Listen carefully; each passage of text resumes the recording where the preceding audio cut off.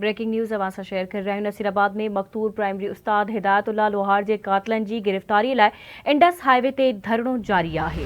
मक़तूल जी धीअरुनि ससुई ऐं सोरठ लोहार जी अॻवाणी में गुज़िरियल 55 कलाकनि खां लॻल धरणो हिन वक़्त बि जारी आहे। इंडस हाईवे ते लॻल धरणे सबबि मुसाफ़िरनि खां फुर जा केतिरा ई वाक़िया पेश आया आहिनि। शहदाद कोट खां कराची वेंदड़ मुसाफ़िर गाॾियुनि खे रोके लखें रुपया फुर लुट कई वई। हथियारबंद फ़ोरू मुसाफ़िरनि खां रोक रक़म, सोना ज़ेवर ऐं मोबाइल फ़ोन फुर करे फरार थी विया। पुलिस निंड सुतल रही।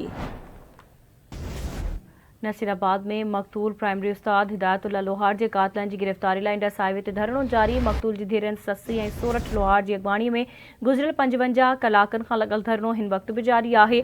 इंडस हाईवे ते लॻल धरणे सबबि मुसाफ़िरनि खां फुर जा केतिरा ई वाक़िया पेश आया आहिनि। इन हवाले सां तफ़सील मालूम कंदासीं आवाज़ जे रिपोर्टर बशीर लगारी खां। जी बशीर, कहिड़ा तफ़सील आहिनि, अपडेट कजो।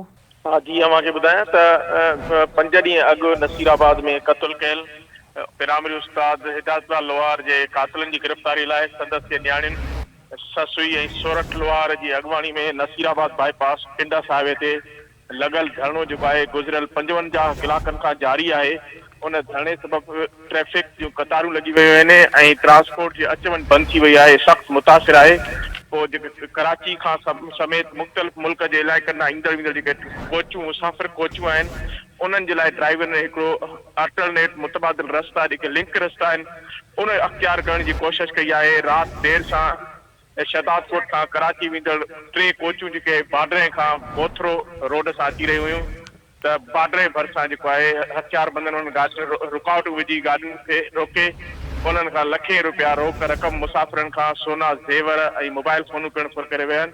ऐं अव्हांखे ॿुधायां त लिंक रोड अॻ में ई सिंध जे अंदरि बदमनी जी जेका बाहि भड़कियल आहे, लिंक रोड त महफ़ूज़ न आहिनि। हाणे इन करे मुसाफ़िर जेको राति जो सफ़र करण लाइ तमामु वॾा परेशान आहिनि। उन्हनि राति देरि सां थियल फुर वाक़े खां पोइ जेको आहे माण्हुनि में ख़ौफ़ ऐं हैरास आहे। जी ठीकु आहे बशीर, अवां जी महिरबानी अपडेट करण लाइ।